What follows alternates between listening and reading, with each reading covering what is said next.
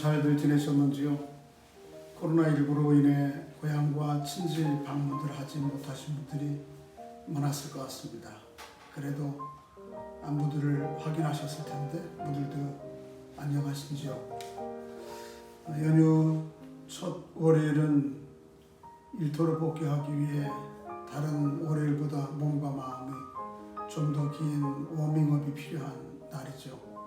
오늘 말씀 묵상으로 그 워밍업을 시작하시죠. 오늘 묵상할 말씀은 고린도후서 8장 1절에서 15절입니다.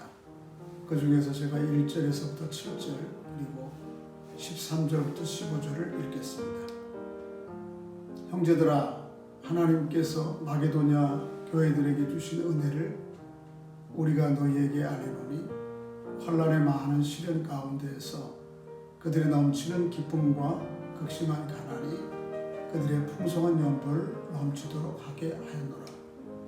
내가 증언하노니 그들이 힘대로 할 뿐 아니라 힘에 지나도록 자원하여 그 은혜와 성도 섬기는 일에 참여함에 대하여 우리에게 간절히 구하니 우리가 바라던 것뿐 아니라 그들이 먼저 자신을 주께 드리고 또 하나님의 뜻을 따라 우리에게 주었도다.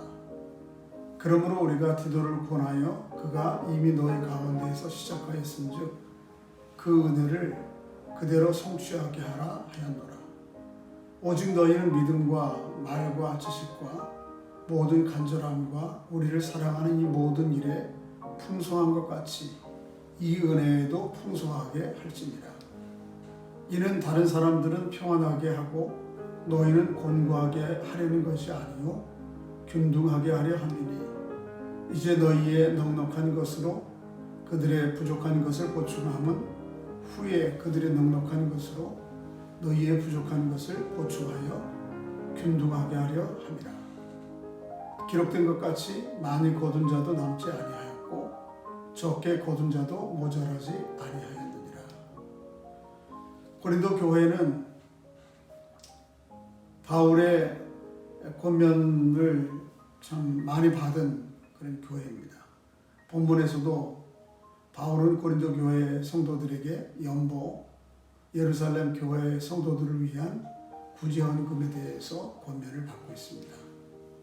복음의 발원지인 예루살렘 교회는 기근과 핍박으로 재정적 어려움을 겪고 있었습니다. 홀로 된 사람들에게 지원하던 구제도 할 수 없는 상황에 놓이게 되었습니다. 이 문제를 해결하기 위해 사도들이 예루살렘에 모였고 회의 끝에 모든 교회들이 예루살렘 교회를 위한 구제헌금을 모으기로 결정했습니다. 바울은 이 사실을 자신이 세웠던 교회들에게 알렸습니다. 본문의 수신자인 고린도 교회도 이 소식을 듣고 곧 구제헌금을 모으기를 시작했습니다. 1년 전에 이미 시작했는데 오늘 바울이 편지 쓸 때에는 기대만큼 결과가 없었던 것입니다. 그래서 바울이 다시 고린도 교회 성도들에게 이미 시작한 구제헌금을 마무리하여 예루살렘 교회를 돕도록 격려하고 있는 것입니다. 바울은 고린도 교회 성도들에게 북쪽에 있는 마게도니아 교회들의 경우를 들어 독려합니다. 마게도니아의 데살로니가 교회는 고린도 교회 성도들에 비해 가난한 사람들이 많았습니다. 그럼에도 그들은 풍성하게 연보를 하였습니다. 어떻게 그렇게 할 수 있었을까요? 바울은 몇 가지 이유를 제시하고 있는데 그들은 5절에 기록되었듯이 먼저 자신을 주께 드렸다고 합니다. 헌금을 주님께 대한 헌신의 일환으로 여겼던 것입니다. 또한 그들은 3절에 기록되었듯이 힘대로 할 뿐 아니라 힘에 지나도록 자원하여 헌금하였다고 합니다. 헌금에 최선을 다했을 뿐만 아니고 타의가 아닌 자원의 예물을 드렸던 것입니다. 무엇보다도 그들은 4절에 그 은혜와 성도 섬기는 일에 참여함에라는 기록과 같이 형제 교회를 위한 헌금을 하나님의 은혜로 알았습니다. 헌금을 할 수 있는 믿음을 주신 것도 하나님의 은혜요, 또 드릴 만한 재물이 있었던 것도 하나님의 은혜로 여겼던 것입니다. 마게도냐 교회들에 비해 고린도 교회는 여러 가지 면에서 부유했던 사람들로 구성되어 있었습니다. 7절에서 바울이 기록하듯이 고린도 교회 성도들은 믿음, 말, 지식, 또 열심, 사역자를 지원하는 능력 모든 면에서 뛰어났던 교회입니다. 그런데 연보 예루살렘 교회를 위한 구제 헌금에는 그렇지 못했던 것이죠. 바울은 고린도 교회가 여러 방면에 잘하고 있는 것처럼 헌금하는 것에도 풍성하게 동참하기를 권하고 있습니다. 본문의 권면을 마무리하면서 바울은 본문 13절에서부터 15절에 고린도 교회가 예루살렘 교회를 돕는 것이 구약의 이스라엘 백성들이 경험했던 만나의 이야기와 유사점이 있고 그 이야기를 들어서 동요하고 있습니다. 만나는 광야에서 그의 백성들에게 하나님이 내려주셨던 매일의 양식이었습니다.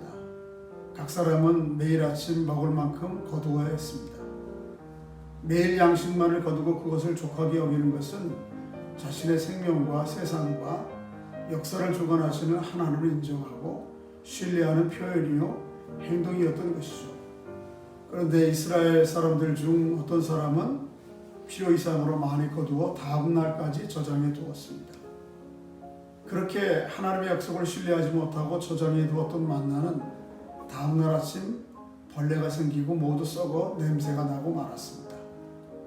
만나 이야기를 살펴보면서 누가복음 12장에서 예수님이 하셨던 어리석은 부자에 대한 이야기가 생각이 납니다. 어리석은 자여 오늘 밤에 내 영혼을 도로 찾으리니 그러면 내 준비했던 것이 누구의 것이 되겠느냐 하셨으니 자기를 위하여 재물을 쌓아두고 하나님께 대하여 부여하지 못한 자가 이와 같으니라. 오늘 우리의 생활을 광야 이스라엘 백성들의 생활과 기계적으로 동일시할 수는 없습니다.